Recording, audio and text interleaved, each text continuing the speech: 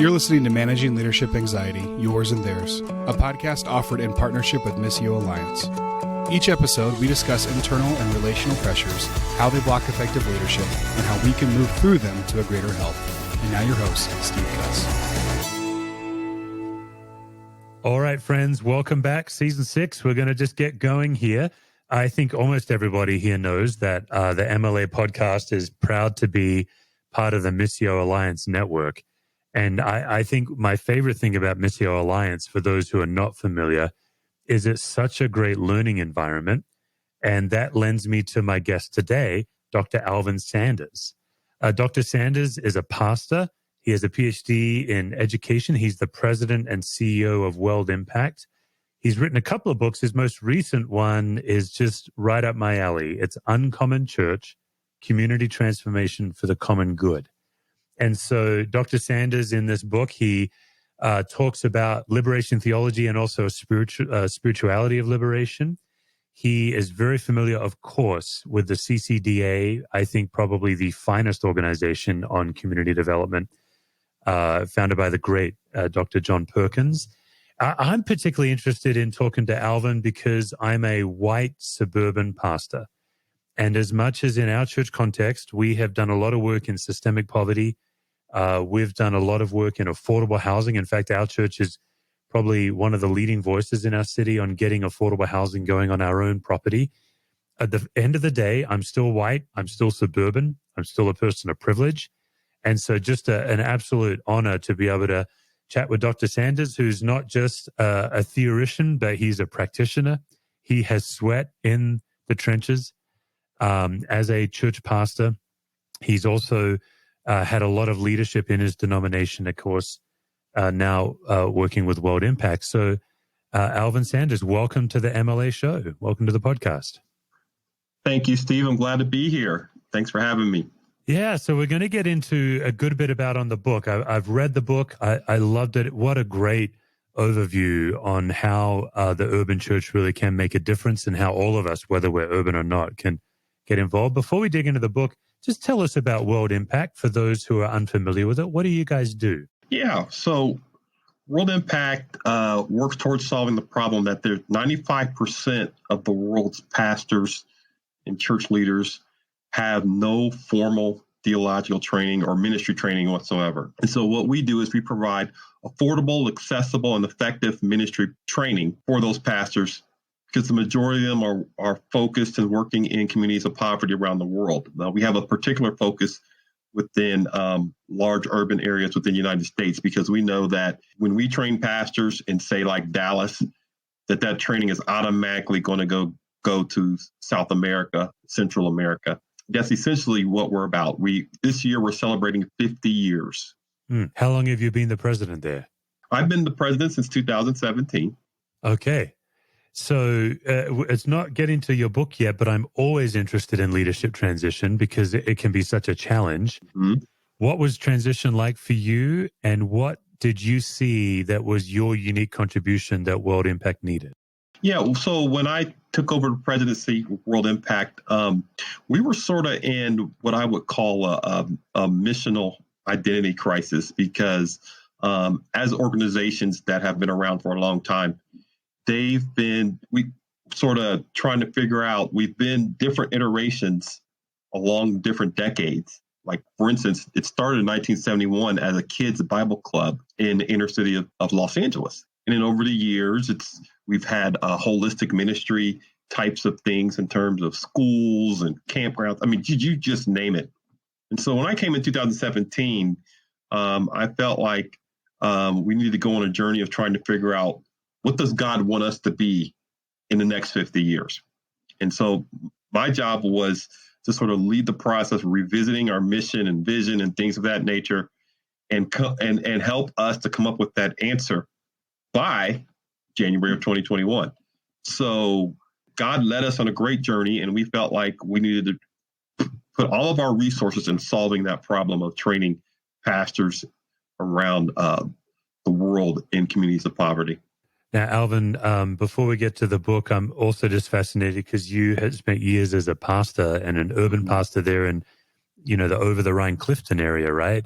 Yeah, in Cincinnati. Yeah. I've got some friends, Troy Jackson and Mandy Mm-hmm. Smith, both who put quite a bit of time there. Yeah, I'm very good friends with Troy Jackson. Yeah, Troy's quite a guy. Mm-hmm. Tell us about what were some of the unique pressures you faced as a pastor? Well, when you're pastoring in a under-resourced community, you're typically dealing with a population that have seen the worst of everything. And when it comes to institutions, they have the worst school systems. You know, if there's people's trash that isn't picked up, it's going to be theirs. If there's snow to be removed, they're the last neighborhood to get it. And really, it adds an extra layer of really trying to bring dignity to them.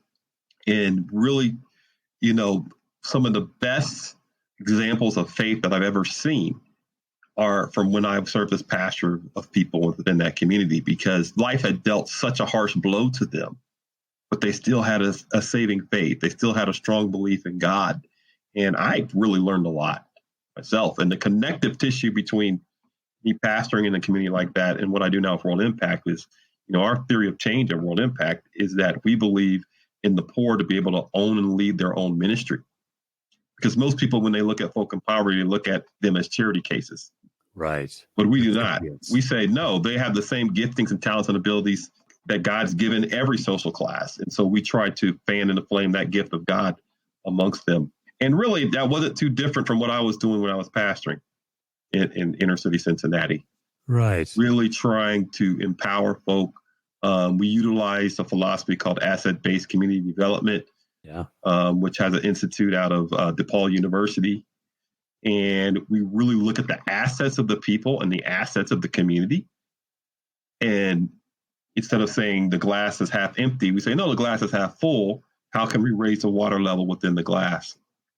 So that's sort of the philosophical bent of the church that I planted and pastored. Yeah, I love that you brought up ABCD, because it does get to the heart of what you're writing about in Uncommon Church. You're making a strong case that as long as you see somebody in need as a project for you to fix, you're damaging, but that everybody has inherent dignity from God. Not only dignity, but there's tremendous ability for reciprocity. You even just said yourself, like what you learn from the people you are leading. And asset-based community development really gets to the heart of that, where its first question is, what do these people have, right? And then I think after that, if I recall, it moves on to now, what are the obstacles? Not what's the deficit so much, but what are the obstacles blocking them from being able to thrive? Yeah, the whole philosophy is about focusing on the assets, because each and every one of us has assets and liabilities. None of us are a success because of our liabilities.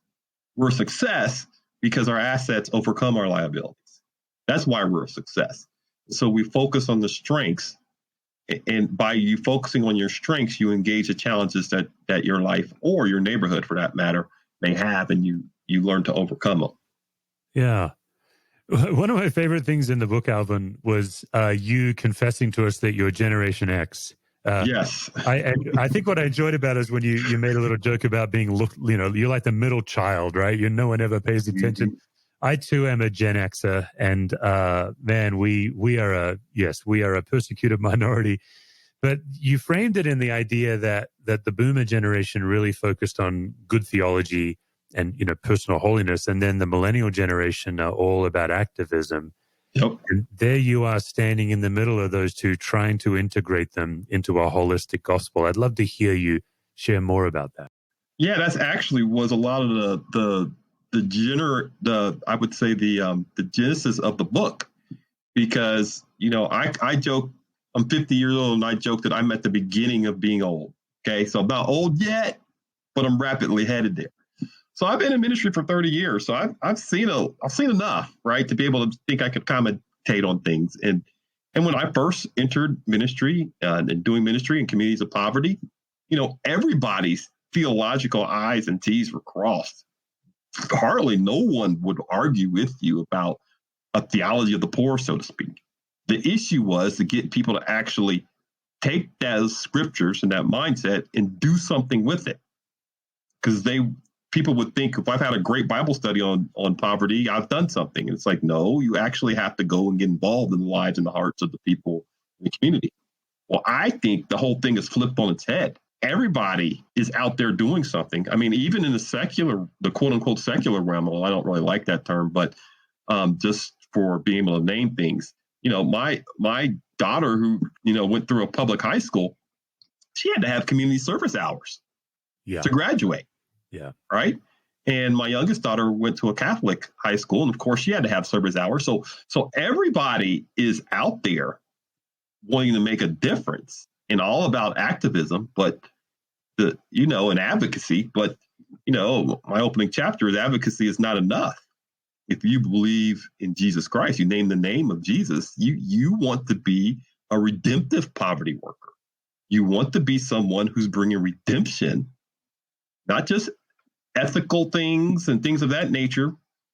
We want to bring actual redemption to the systems in the community as well as to the personal lives of the people there. I mean, evangelism and justice go hand in hand. They're not two things that are, diametrically opposed to one another. They're two sides of the same coin. So I think there's a necessary corrective that needs to be out there in terms of folk being able to theologically engage things. I mean, I don't know if you've noticed, but, the latest Christian boogeyman, because there's always a boogeyman every 5-10 years, is critical race theory. Now, I'm old enough to remember when psychology was a boogeyman, like when I was going to Bible college, right? Everybody, you can't, psychology is horrible, and now I don't even think anybody argues that anymore. But the latest boogeyman for the quote unquote secular world is critical race theory. And, I've studied critical race theory. When I did my PhD studies, I understand it. This, that, the other. It's just a tool of looking at the world. Yeah. But you don't need it to engage issues of poverty and race. If you're a good theologian, you're an excellent critical race theorist, which may cause some people to go, oh my God, but whatever, right? I mean, the Bible is very clear that we live in a fallen world. Genesis 3 is very clear about that everything is fallen. The institutions, the systems, the people, everything is fallen. And until Jesus comes back to restore it, it's going to be fallen. And it's up to the people of God to enter into these broken situations and to try to bring some redemption to it.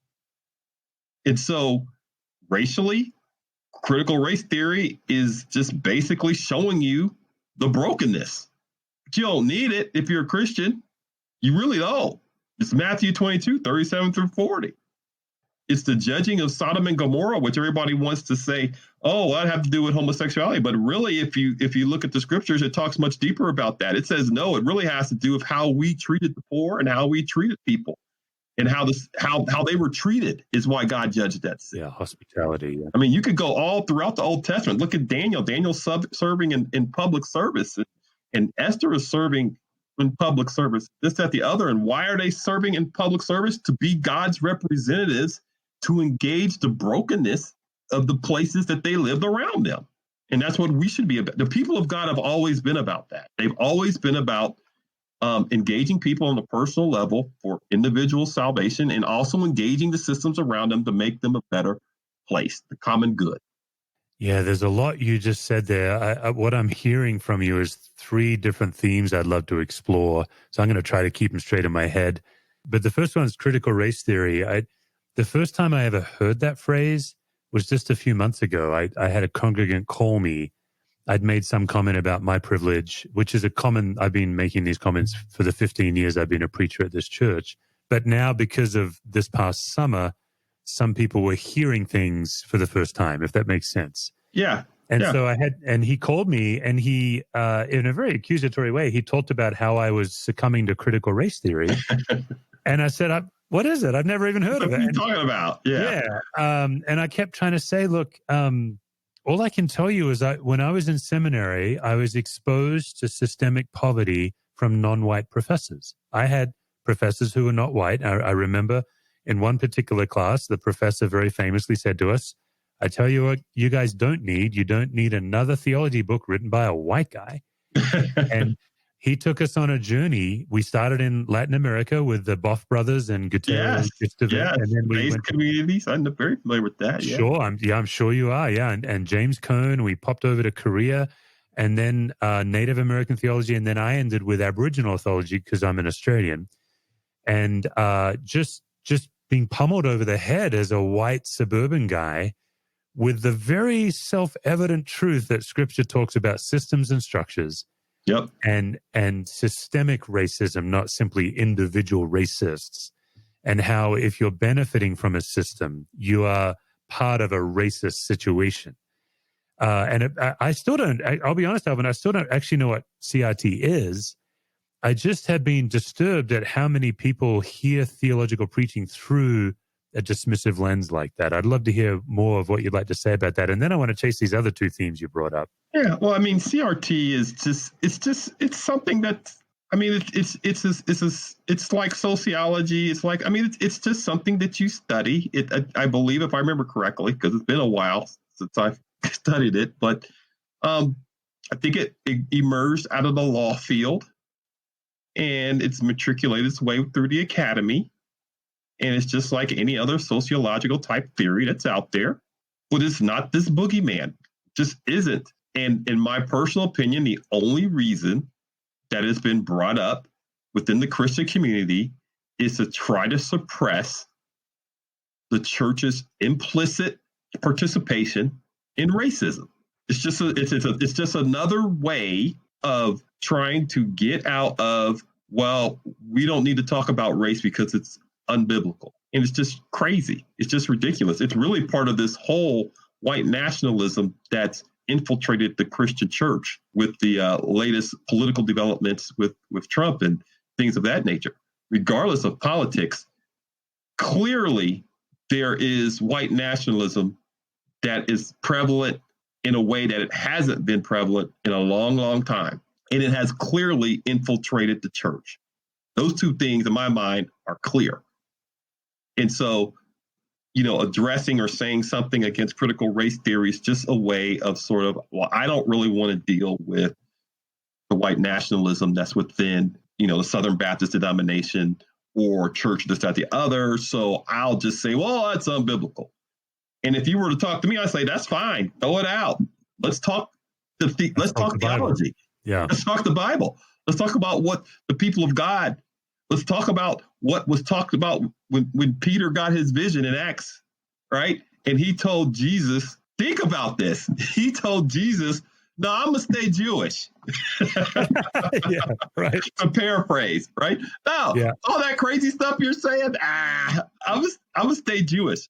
Well, that's a ethnocentric notion. Yeah. Clearly we can take principles out of what Jesus told Peter and say, oh, let's extrapolate that and let's put it on the lens of race and what's happening now. I mean, so critical race theory is just, okay, whatever. Throw it out. Let's talk. Let's talk theology and how we practically apply it to our lives. Alvin, it's probably worth noting, this episode's going to be released mid-February, but we're recording it the day after the Capitol was overrun with overt racist terrorists. And so obviously we're both pretty spun up from what happened yesterday. Yeah. And when the episode comes out, you and I don't actually know what happened between yesterday and when this episode comes out. What strikes me and what I would love to hear from you on, when President Trump was elected, and then when Charlottesville happened, as an immigrant, I was really surprised. And what has humbled me is when I talked to my Black sisters and brothers, they, of course, were not surprised, which continues to show me that regardless of my early 1990s exposure to this and my own journey and my own dealing with my own racial tendencies and white privilege, I still, at the end of the day, benefit from privilege because I have the privilege of not having to look into it.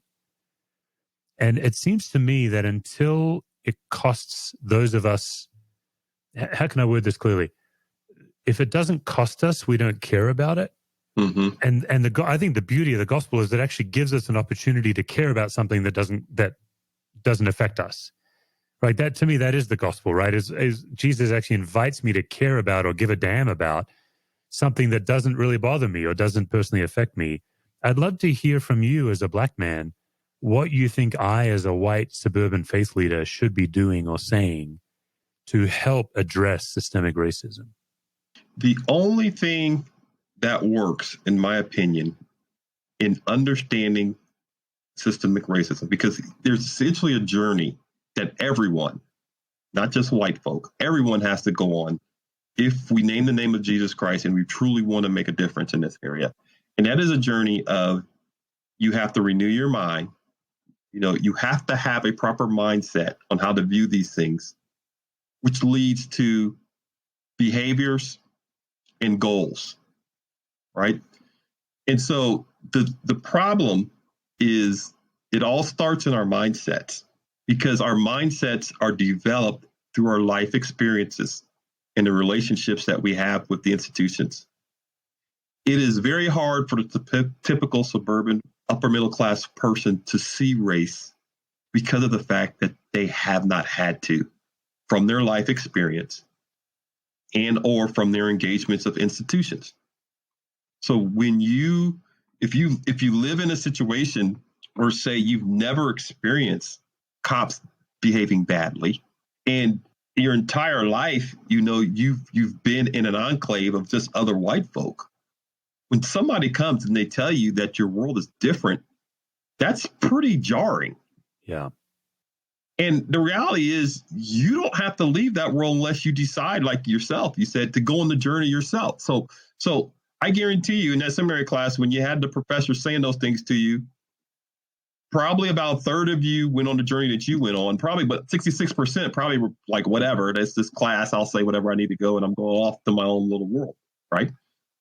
If we truly believe and understand the depth of Genesis 3 and the fallenness of mankind and sin, if that's a true theological premise that we hold, and then if we truly believe the history of the United States, where race has always been a factor, it's always been there.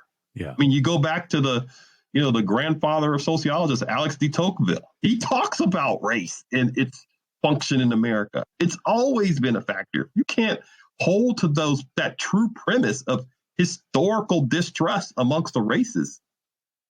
Then you can't really understand and grasp Genesis 3 theologically, and you can't really understand and grasp the depth of historical distrust amongst the races, and you will never be able to develop the proper mindset to produce the types of behaviors that will help us reach our goal of racial reconciliation, not only individually, but within engaging the injustice of the institutions of this society.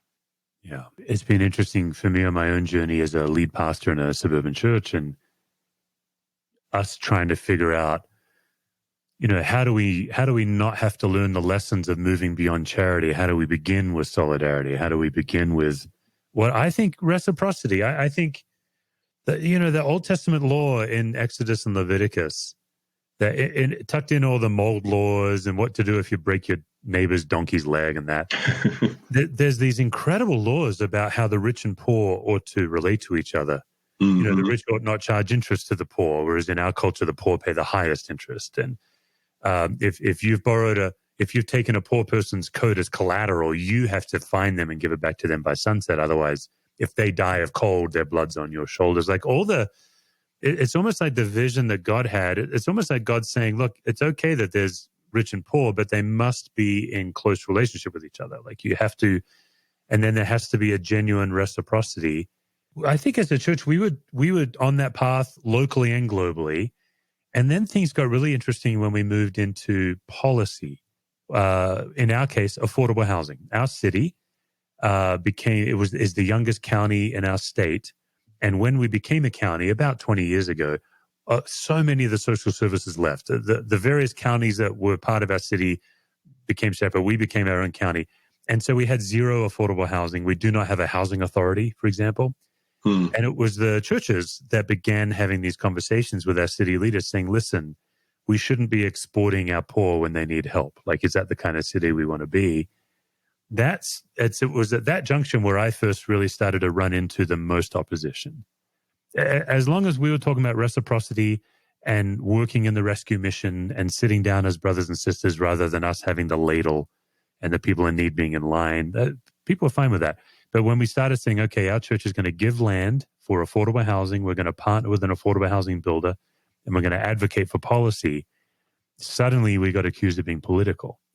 What's your experience with that? Well, I mean, first, just kudos for what your church is trying to do, because that's beyond the pale of most churches. So I applaud you for that. It's been brutal. Yeah. Yeah.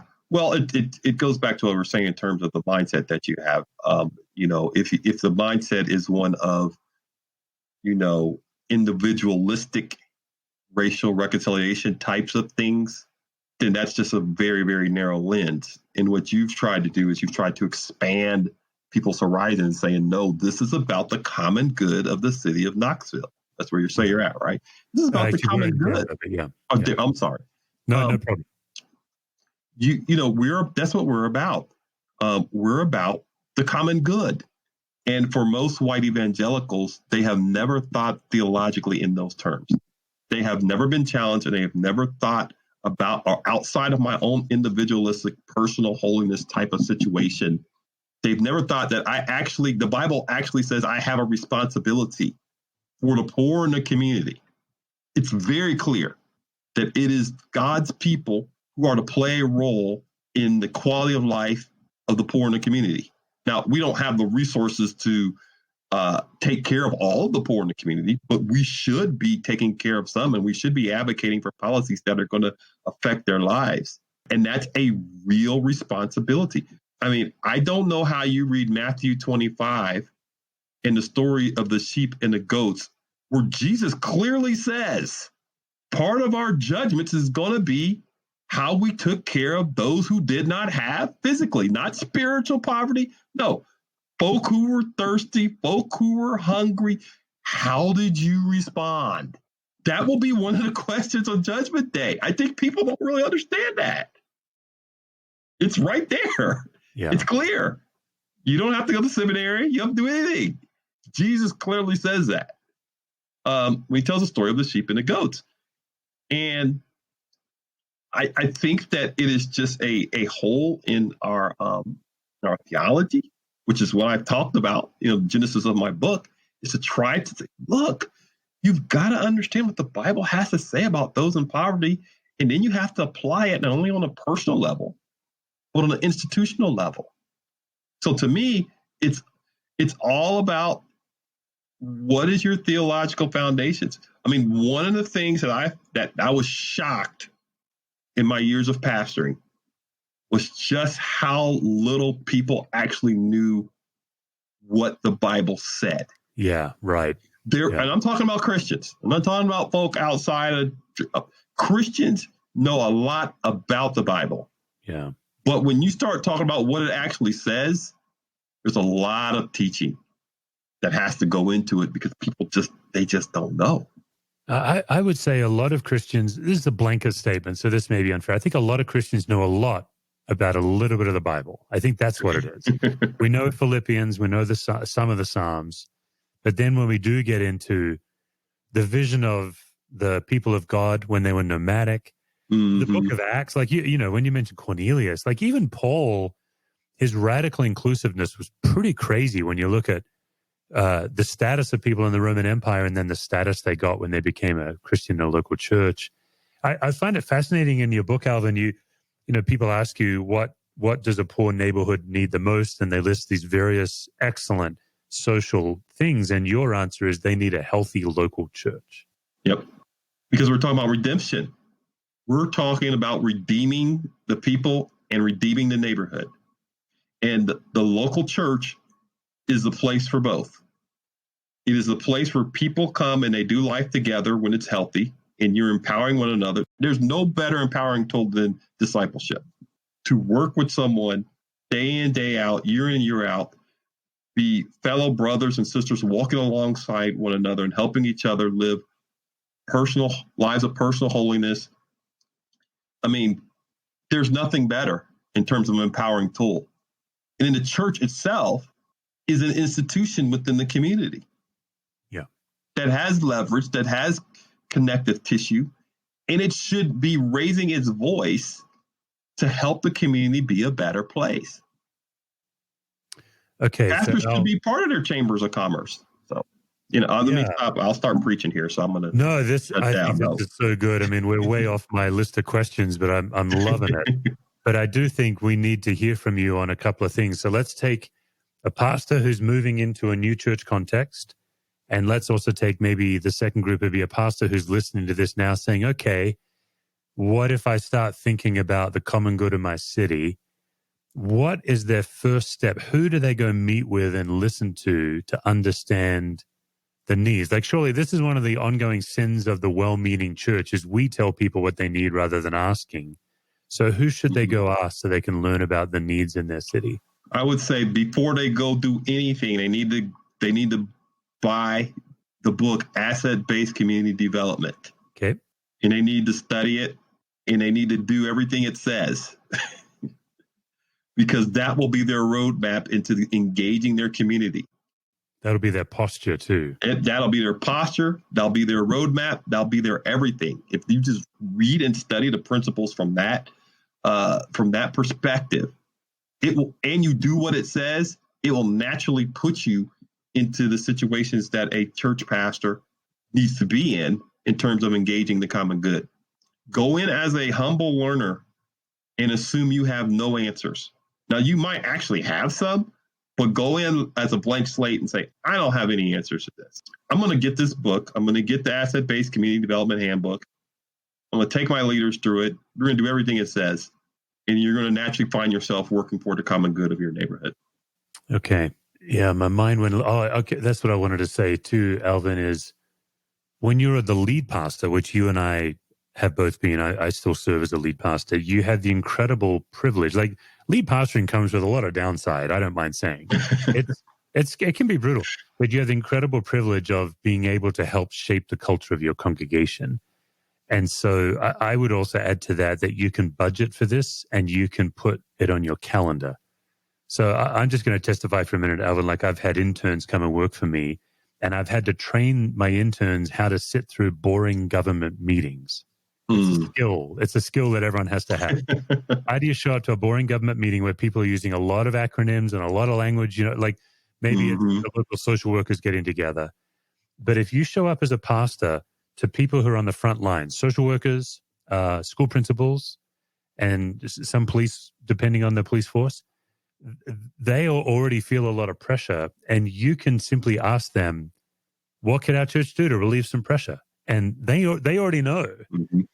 And rather than you acting first and starting something, simply listening to the people who are there before you got there and then giving them some relief, it's amazing how quickly you'll turn key leaders in your city into huge fans because you're just helping them out. Yeah, I mean, you just basically spouted the philosophy of asset-based community development. Yeah, ABCD. Yeah, that's basically what you do, right? You go in and you map out the community. You say, how can I help? How can I be the church? And how can I help? Who doesn't want help? Who's going to tell you, no, I don't want any help? Yeah. Very few people, especially people who lead institutions like schools and police departments and places and things of that nature. Yeah. Who in my experience genuinely love their city and genuinely love the people they're serving. Like I've found overwhelming amount of people of goodwill in those areas.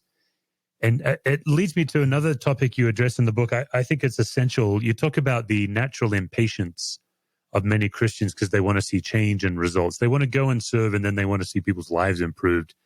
And you really call out the inherent selfishness of that.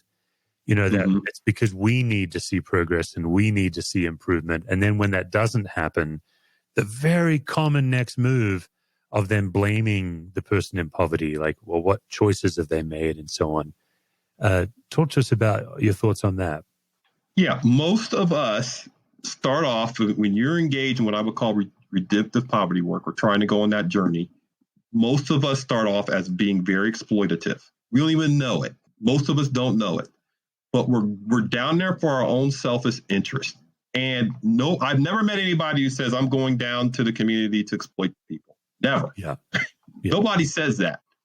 But what happens is when you hit adversity, what do? Do you blame the people for the adversity? Do you bail on the neighborhood and the community? Or do you grow and you learn from it? Right? Do you really understand what's happening and what's going on? I don't think I didn't. I didn't tell this story in the book, but I remember having a poverty 101 workshop with a guy and he was talking about this extensive ministry that he ran in his community.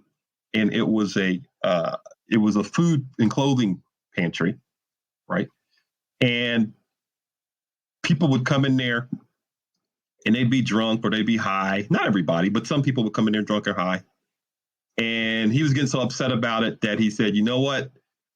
He bought I'm not sure how he did this, but he basically had people take urine tests to see if they were, sober. And if the test came in clean, then they would get the food and the clothing. And then if the test came in dirty, they wouldn't. And I told him, that's extremely selfish of you. And he looked at me, he said, oh, no, I'm trying to keep these people, sober. I said, okay, let me test you on that. If it comes back dirty, what are you doing to help them get off of whatever it is they're on? What's next? What are you doing to help them gain their sobriety? Obviously, they can't gain it. If they're coming into your pantry, high as the sky, and yet they still have families to feed and this, that, the other, and they're looking for you to help, you're punishing them for their dysfunction. So what are you doing to help them get out of the dysfunction? Because that's what's redemptive. Yeah. What's redemptive is, oh man, Johnny, you're in here, you tested dirty again. Well, let me get you connected to such and such, this, that, the other. Not just, we're not going to give you the food. I said, did the kids could stop being hungry? Did the needs go away? Why are you really doing this? And the reason they were really doing this because he was taking it personal that people were coming in to his food pantry and disrespecting the process. That's highly exploitative. You're trying to control them. You're treating them like they're little kids. I've never met someone who's an addict who wanted to be one, ever. If you get to know them, they're trying to do something to numb the pain of their lives, of some trauma that they've encountered, and they obviously don't know what to do with it. And so they're trying to drink and smoke and shoot whatever, their lives away. It's a deep hurt. That's a deep pain. And it's like, and to make matters worse by not feeding them or their kids or giving them clothes or this, that, the other, you're exploiting them. Because if they manage to clean themselves up on their own or this, that, the other, guess what? You're going to put them in your newsletter and raise money off of them, right? So most folk, that's where you start and that's where you're at.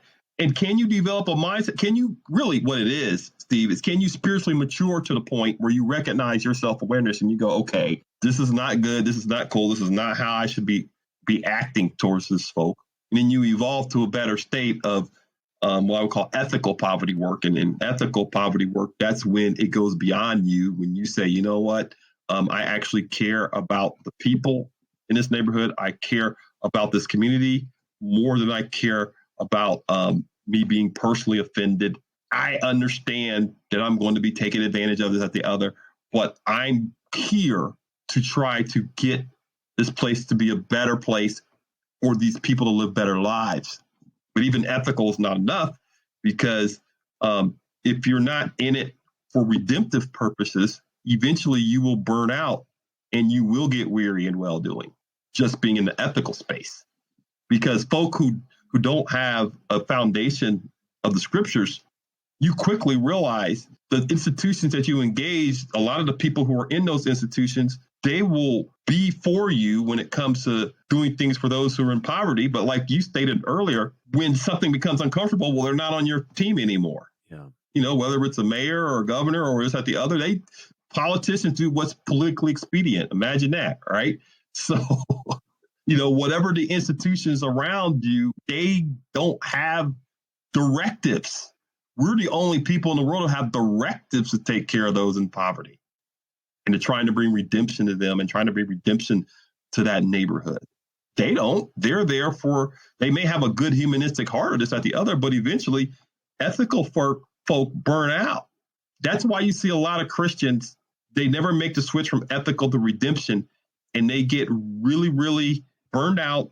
And then they also, unfortunately, leave the faith. There's a lot who leave the faith because they get upset at the church and they get upset at all the things that are going on around them. And so then they say, oh, well, what these scriptures say, they're not really true. And, and I have to use critical race theory and Marx and this, that, the other, because the scriptures have to be supplemented, which is ridiculous. Scriptures never have to be supplemented if you really understand what's going on. The other things should inform your theology, not the other way around. I mean, one of the saddest things I've seen over the years in doing redemptive poverty work is a lot of my colleagues have left the faith because they never made that switch from an ethical mindset to a redemptive mindset. They've literally just, this Christian stuff, this church stuff, there's got to be something else. This doesn't really work. And it's because their faith was too narrow and their theology wasn't deep enough to handle the pain that went into doing this work. Really, that's what it is. Surely it's also because they're not seeing enough churches making the switch that you're telling us has to be made. There's also a heavy sense of discouragement. Like I've also had that same situation, people leaving either our church or the church, so discouraged. You mentioned in passing the Southern Baptist. I'm not in the habit of talking about people that aren't my people, and I'm not a Southern Baptist, but for the 5 seminary presidents to come together and all declare with one voice, there's no room for CRT in the gospel. Like they just shut down the conversation. The people you're talking about leaving the church, they're saying, how much longer do we have to tolerate this nonsense? We're just going to chase it on our own, I guess. It's just... Well, and that's why I say you have to believe Genesis 3. Yeah. You have to believe. It should not shock you. Opposition from within and without the church of strong theological principles. If you truly look at race and poverty in this country and the history of it, you should be shocked when things go right. You really should be. That should be evidence of the Holy Spirit being there, because it should never go right. If you really believe Genesis 3 and you really understand the history of this country, it should never go right. So I'm kind of goofy like that. I kind of like people go, oh, nobody, church ain't doing anything. It's like, look, if we get 20% of the churches to actually get this and to do something, that's phenomenal. Yeah. In the world, in this sinful world that we live in. I'm the opposite of an idealist. I don't know what that is. I don't know if it's a realist or whatever. But when I go into a situation and it goes right and people get it, I'm going, praise the Lord. Because if it goes the way of a sinful world, we wouldn't even be talking about this, let alone anybody getting it. I think you were mentioning in the book when you were chatting to a pastor, I believe he was from Uganda, and he stood you in your tracks when he said, I just don't expect my life to go well. Like he was just basically saying. That's exactly where I got that philosophy from. It was an eye opener because he was a pastor during the reign of Idi Amin. That's it. Yeah. Which was one of the most brutal dictators out there. Yeah. And so much craziness was happening. He developed a faith in the middle of all that said, which is, to me, is just incredible. A lot of what you're saying sounds like Father Gregory Boyle, Bryant Myers, the World Vision urban development practitioners. Who are a couple of your early influences in this way of thinking? Clearly, the man who's had the biggest influence on my life in terms of this way of thinking is John Perkins, who founded Christian Community Development Association. I've had the privilege of meeting him personally a couple of times, privilege of serving on the CCDA board. That clearly is one of the biggest influences on my life. Because he, to me, was someone who was able to combine evangelism and justice in a very strong and biblical way. And in fact, he's one of the people who I patterned my life after, and whose shoulders I would say I tried to stand upon as president and CEO of World Impact and in the writing of this book. Because in this book, I have a whole chapter, dedicated to CCDA. Yeah. That's not by accident. I'm like, that's 30 years. That's my life, man. This is not original to me. So John Perkins, clearly, theologically, Howard Thurman. Mm-hmm. Yeah, you mentioned him with MLK. Big influence. If you've never read the book Jesus and the Disinherited, you have to read it. It is a primary primer when it comes to understanding how to do ministry amongst those who are oppressed and in poverty.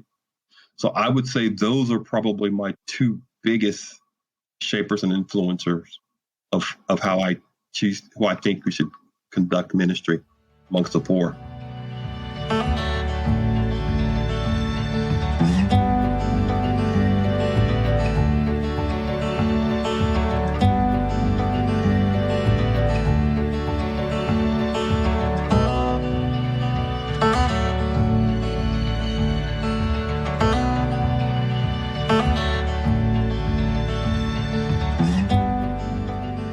as suspected, we've run out of time, so we're just going to squeeze in my notorious gauntlet of anxiety questions that I inflict upon every guest. Okay.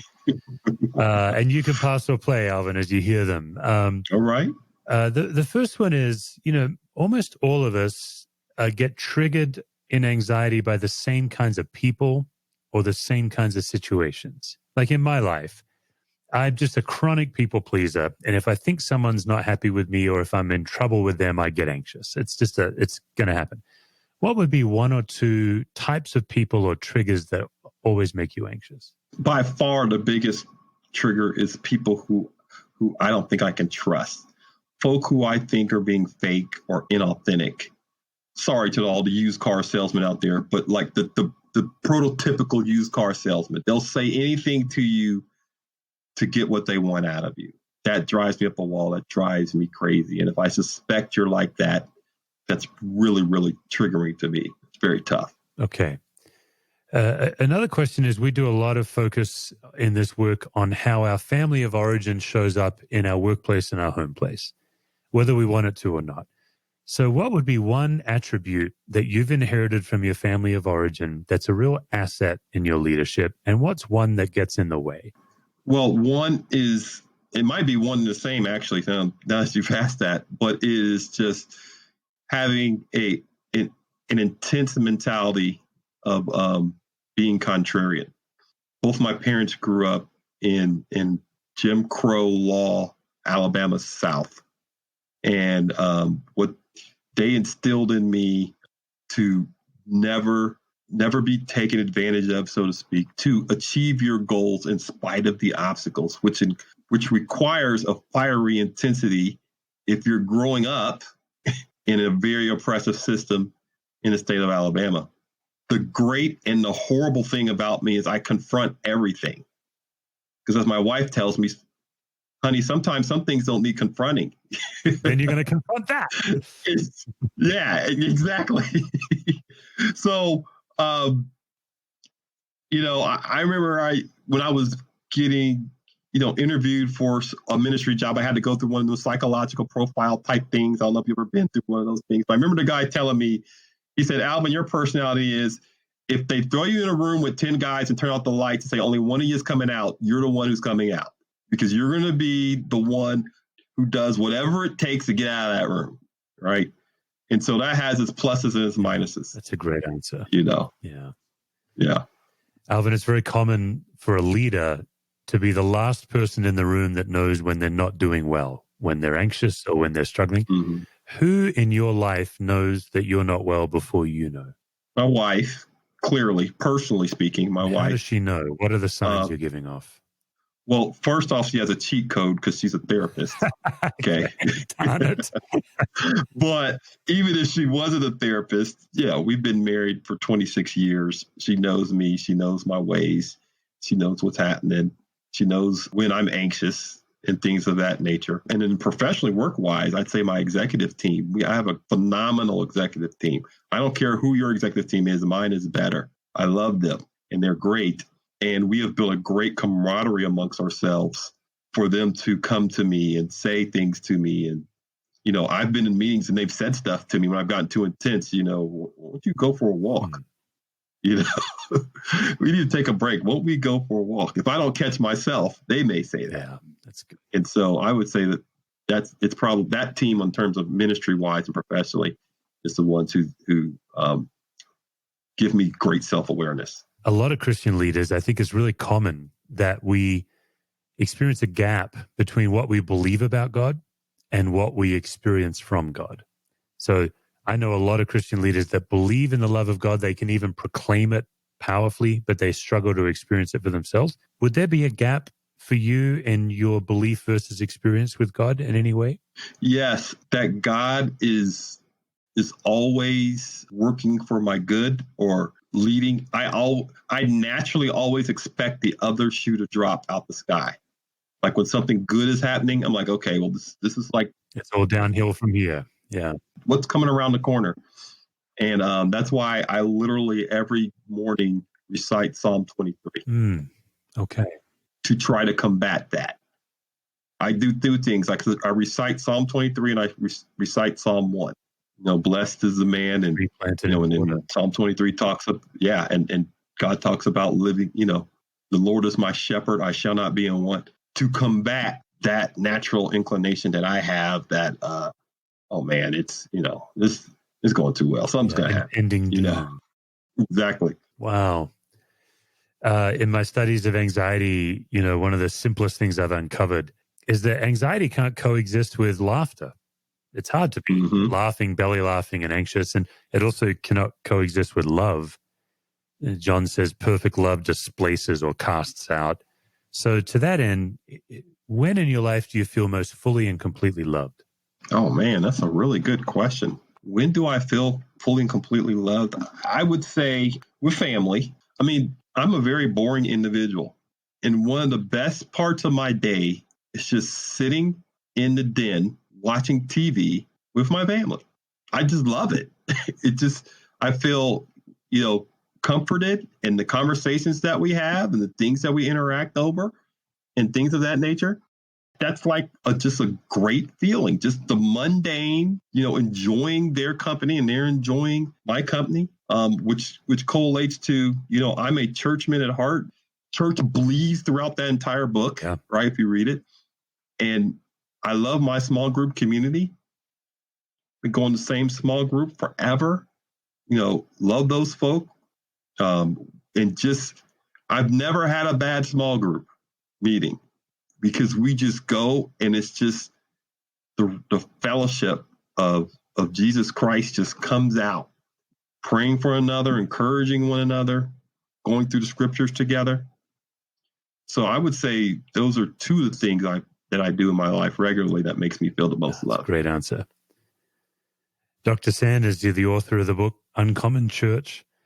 Thank you so much for coming on. Thanks for sharing so raw. I think it's just such a neat conversation. So I really appreciate your time and your heart. Thanks very much. Well, thank you for having me. I appreciate it. For more resources, visit stevecusswords.com or missioalliance.org.